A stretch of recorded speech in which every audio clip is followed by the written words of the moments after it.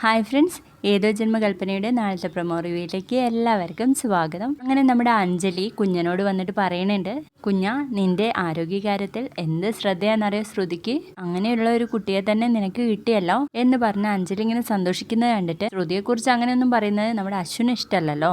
അപ്പൊ തന്നെ ശ്രുതിക്ക് അങ്ങ് പണി കൊടുക്കാന്ന് വെക്കാണ് കേട്ടോ. അങ്ങനെ ശ്രുതി മരുന്നും വെള്ളമായിട്ട് വരുന്ന സമയത്ത് ഇന്നലെ ഒരു തെറ്റും ചെയ്യാതെ കുറ്റബോധത്തോടു കൂടി നിൽക്കുന്നത് എങ്ങനെ ഉണ്ടായിരുന്നു ആ അവസ്ഥ എന്നങ്ങ് ചോദിക്കുന്ന നേരത്ത് ശ്രുതി പറയും, എനിക്കൊന്നും മനസ്സിലാവുന്നില്ല. അതെ, ഇന്നലെ എനിക്കൊരു കുഴപ്പമില്ലായിരുന്നു. ഞാൻ കറക്റ്റ് സമയത്ത് മരുന്ന് കുടിച്ചു, ഭക്ഷണം കഴിച്ചു.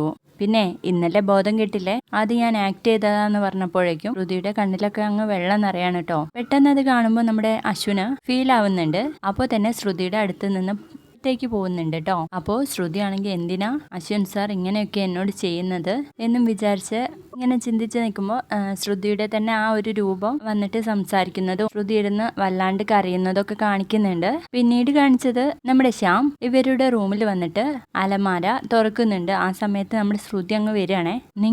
നിങ്ങളെന്താ ഇവിടെ നിന്ന് പുറത്തേക്ക് പോകണം എന്ന് പറയണേ. ശ്രുതിയെ കണ്ടത് നമ്മുടെ ശ്യാമിന് അവിടെ നിന്ന് പോവാൻ തോന്നുമോ? അതെങ്ങനെ പോവും ശ്രുതിക്കുട്ടി, ഞാൻ വന്ന കാര്യം നടത്താതെ എങ്ങനെ പോകും എന്നും ചോദിച്ചു നമ്മുടെ ശ്രുതിയുടെ കയ്യിൽ കയറി പിടിക്കുന്നുണ്ട്. അപ്പോൾ ശ്രുതി ബഹളം ഉണ്ടാക്കുന്നത് നമ്മുടെ അഞ്ജലി കേൾക്കാൻ ഇടവരികയാണ് കേട്ടോ. എത്രയാണ് പ്രൊമോയിൽ കാണിച്ചിരുന്നത്,